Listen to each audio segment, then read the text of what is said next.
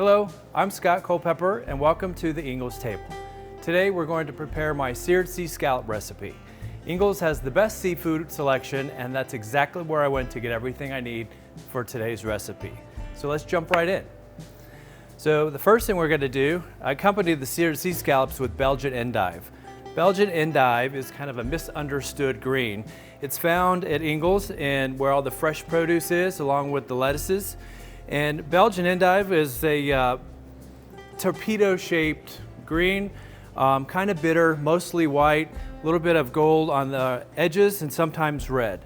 So what I'm going to do for the Belgian endive, I'm going to cut the ends off, the dead pieces,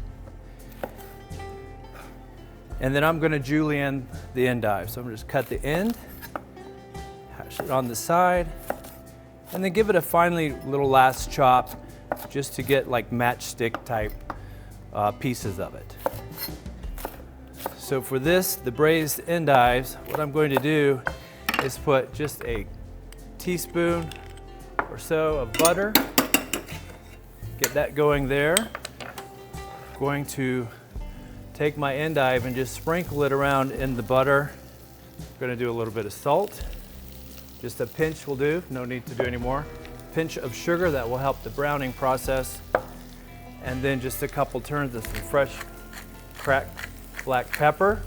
Going to mix this up just briefly, real quick like to get it going. We're going to add a couple tablespoons of water just to get the braising going. Another quick mix.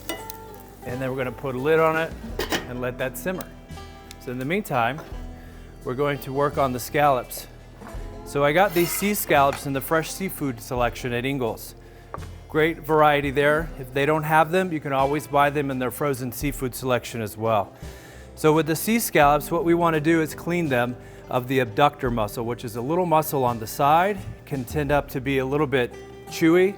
If you're making in soups, you don't really have to do that because the scallop is going to cook down. But when you're searing them, it's always best to get rid of it because it's kind of gristly and can be a little bit tough. Another thing with scallops is everybody likes them a different way. Medium rare, medium, fully seared. What I'm going to do for these, sprinkle just a little bit of olive oil over them, another dash of salt, and black pepper. That's all I'm using for these. I'm going to go ahead and turn them over and do the same thing to the other side. You can use as much or as little as salt, if no salt at all. Sea scallops have their own particular flavor. Then I'm going to drizzle just a little bit of oil in my hot skillet. Make sure your skillet's nice and hot. You want to get a good brown sear on the sea scallops. And I always like to add just a little bit of butter with olive oil. So I'm going to go ahead and set these in here. So the other thing I'm going to need for my dish is going to be scallions. Once again, Ingles ingredient, always available, fresh, easy to find. So I'm just going to julienne these scallops because this is going to be more for a garnish. That should be plenty.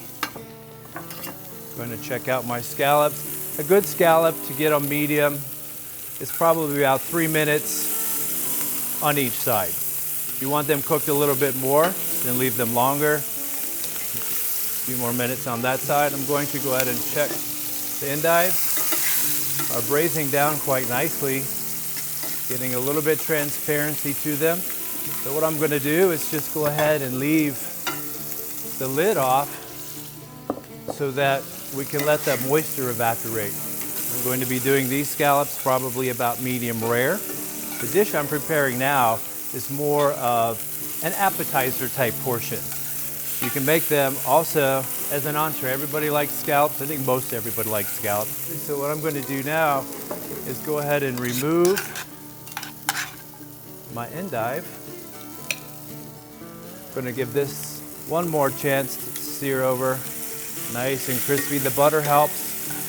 I find using a cast iron skillet a lot nicer to get that crustiness on the scallop. A stainless steel pan, you have to have it really, really hot or they're going to stick. And when they stick, you turn them they shred apart. So not good for presentation. So anyway, we have the scallops.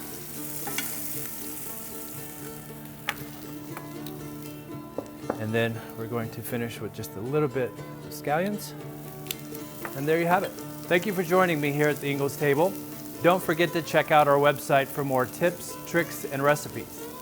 See you next time.